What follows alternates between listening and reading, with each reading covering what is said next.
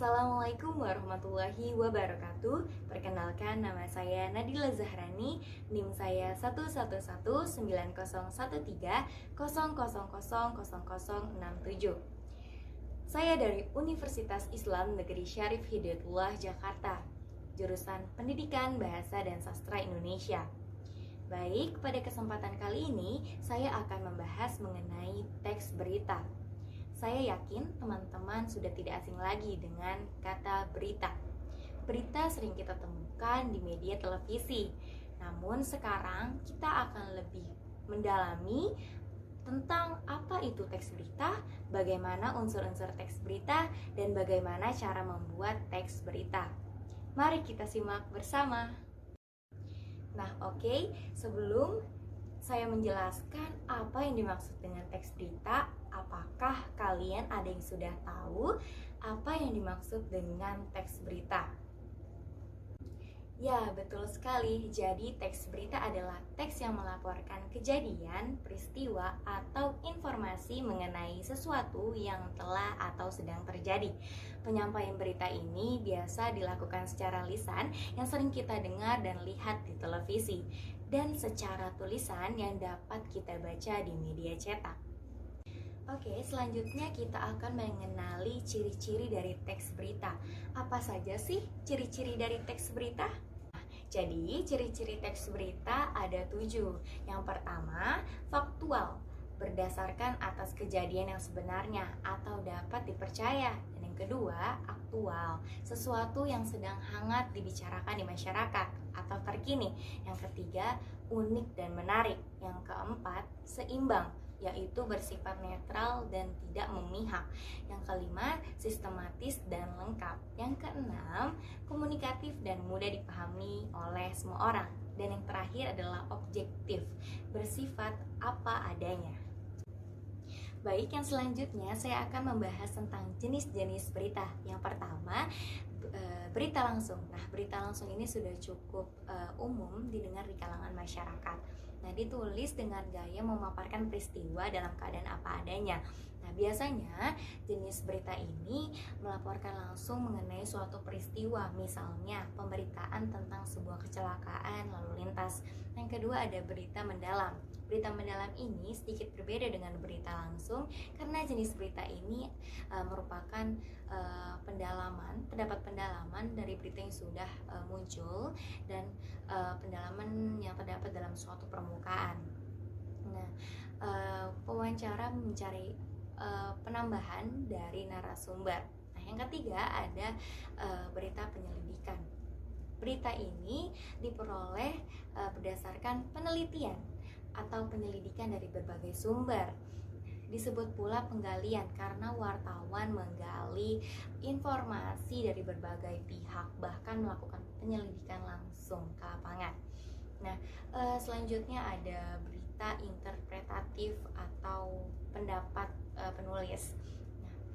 Berita ini memfokuskan sebuah isu, masalah, atau peristiwa-peristiwa kontroversial. Nah, berita ini dikembangkan dengan komentar atau penilaian wartawan ataupun narasumber yang kompeten atas berita yang sudah muncul sebelumnya, sehingga terdapat pemaparan antara fakta dan interpretasi. Yang terakhir ada berita opinion atau opinion news.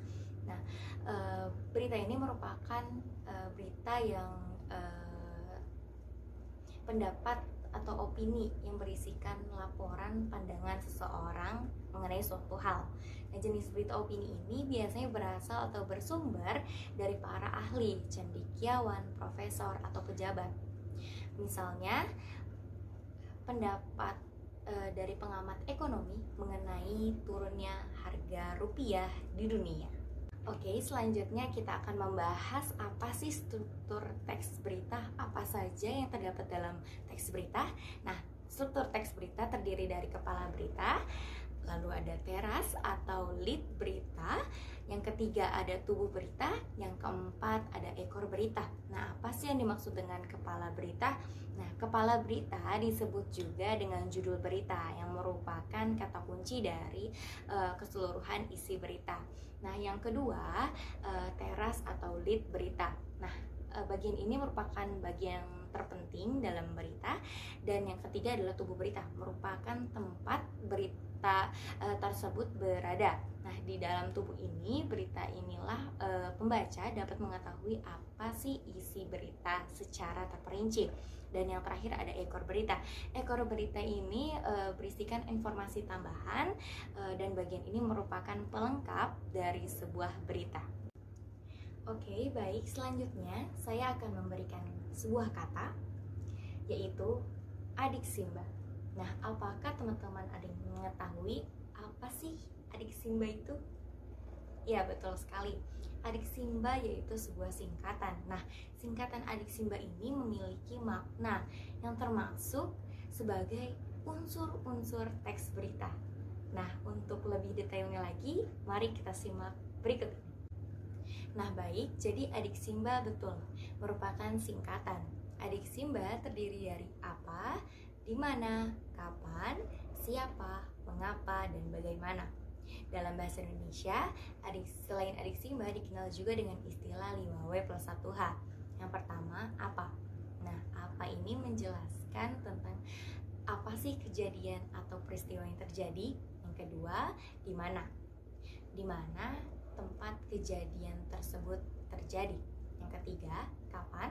Kapan waktu kejadian tersebut terjadi.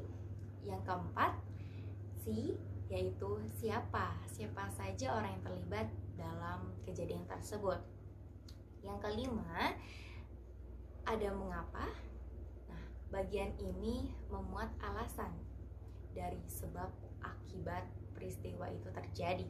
Dan yang terakhir adalah bagaimana. Bagaimana ini menjelaskan proses terjadinya peristiwa. Baik, jadi itulah unsur-unsur teks berita. Selanjutnya kita akan membahas mengenai unsur kebahasaan teks berita. Bagaimana sih unsur kebahasaan dari teks berita? Baik, unsur kebahasaan teks berita terdapat dari 7. Nah, yang pertama, teks ini harus mudah dipahami. Yang kedua, menggunakan kalimat simpleks atau tunggal yang terdiri dari subjek dan predikat. Yang ketiga, menggunakan kalimat langsung. Yang keempat, menggunakan verba transitif atau bisa disebut juga dengan verba yang memerlukan nomina. Yang kelima, menggunakan verba kuarta atau kata yang digunakan untuk mengidentifikasi suatu percakapan. Yang keenam, gunakan konjungsi untuk memperjelas maksud dari berita. Dan yang terakhir, mempunyai makna yang jelas dan tidak menimbulkan makna ambigu. Nah, sekarang teman-teman, adakah yang sudah tahu bagaimana cara menulis teks berita? Baik, sekarang saya akan menjelaskan tentang bagaimana langkah-langkah menulis teks berita. Yang pertama, kita harus menentukan yang pasti sumber berita. Berita tersebut harus berupa peristiwa yang menarik dan menyangkut kepentingan orang banyak. Nah, yang kedua, kita harus mendatangi sumber berita, yakni dengan mengamati langsung dan mewawancarai orang-orang yang bersangkutan dengan peristiwa tersebut.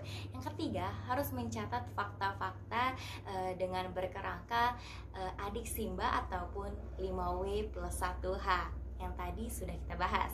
Dan yang keempat, mengembangkan catatan tersebut menjadi sebuah teks berita yang utuh. Oke, terima kasih teman-teman sudah menyimak presentasi dari saya. Kurang lebihnya mohon maaf. Wassalamualaikum warahmatullahi wabarakatuh. Sampai jumpa.